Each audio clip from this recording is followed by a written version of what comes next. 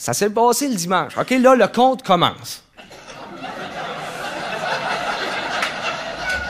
Mais il est pas long, il est pas long. Le dimanche suivant de la semaine si mentionnée, tout le monde est tiré en overtime dans l'église, sur l'air d'aller, des vapes, après la messe de fin d'après-midi. L'autoroute est parti se divertir. C'était un beau dimanche. Coin principal Saint-Pierre, on a un stop. Il se dit, gars, là, tu stop. Ting.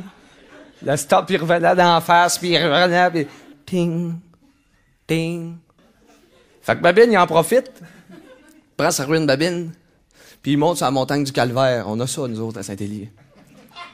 Je veux pas me vanter, là. Ben des places, il n'y en a pas. Et on a un, c'est comme une butte au ras d'église. Puis ça, t'es au ras le bon Dieu, là. Tu montes là, t'es en ligne directe. Il a pris sa ruine Babine, il a monté sur le Calvaire, puis pour le soleil de fin d'après-midi, il a fait un petit air doux.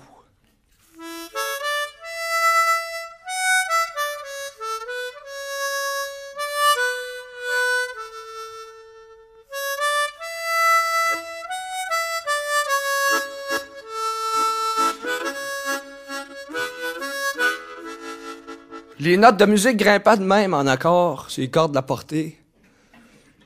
Ça grimpait jusque dans le ciel pour se rendre d'un grand tympan brûlant du soleil. Chauffé à l'huile, un petit stagiaire qu'on avait. Puis lui, qui avait jamais entendu de musique de sa vie, il a dit merci. Il s'est comme gonflé de toute sa lumière qu'il avait. Le ciel est du jaune à la grandeur du village. Le soleil se laisse abarcer tranquillement suivant l'air de la musique, puis au moment où il est disparu en dessous de la ligne d'horizon, il a pété d'un rouge à la grandeur du ciel. Un restant de rayon jaune-orange là-dedans, on avait dit que le ciel, c'était un grand drap de toréador. Le taureau, il a vu ça. Il s'est dit, beau défi. Le taureau s'est reculé de 3-4 pas, il s'est accoté sur la bande de trottoir. Il s'est remis sur le poste. 2 petites mouches de SOS au bout. Puis il a chargé. Pas trop vite au début, tu sais. Transmission automatique, il passait de 25 à 35 000 à l'heure dans le temps de dire « Oh, regarde, la boucane dans le nez! » Le taureau, il charge, 45 000 à l'heure, le village de Saint-Élie commence à trembler. Il passe au relais de l'église, 55 000 à l'heure, les roches changent de place. Malassez, nous t'allons, maintenant. Le taureau, il charge, ça y va par là, accélère, 55, 60, 50, 75, 85, il commence à monter en montagne. Il accélère encore en montant, les arbres tombent devant lui. Il charge, les yeux toujours fixés sur ce grand ciel rouge-là. Il a pas dit le top de la montagne, 95, 100 000 à l'heure. Il a passé au ras Babine, les cheveux, ils ont fait un tour, Babine s'est ouvert les yeux, puis ce qu'il a vu, c'est un taureau qui a sauté de même. Mais ce taureau-là, là, ils l'ont pu jamais revu à Saint-Élie.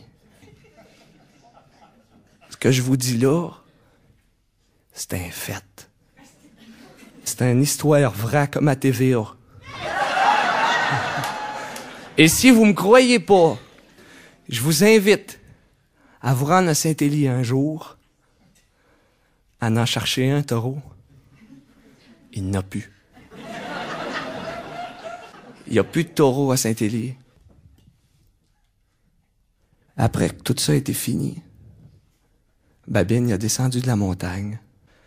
Il s'est installé sur le perron de l'église. Puis à chaque personne qui sortait, il montrait le restant de rouge qu'il y avait dans le ciel avec son doigt croche.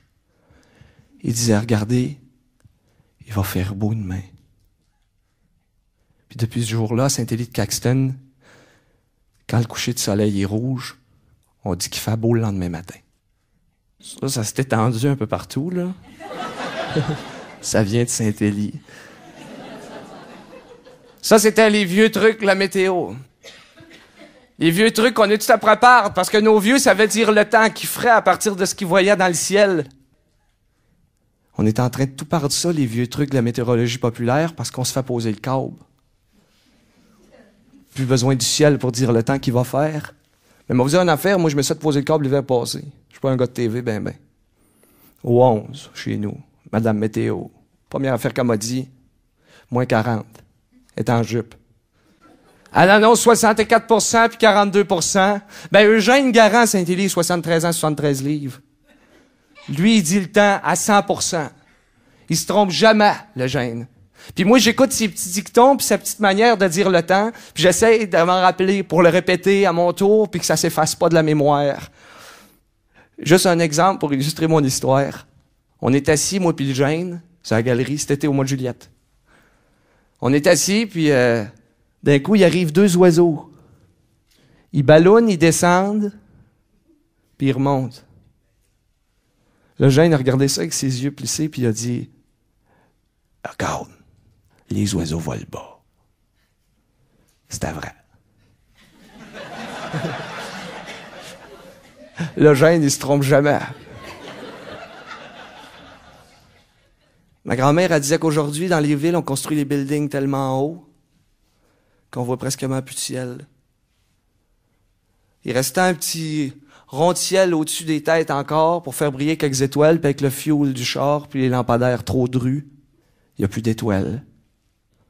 Puis ma grand-mère, elle disait, puis elle répétait tout le temps, « Mon gars, il faut permettre à personne de cacher le ciel à ceux qui veulent rêver encore. »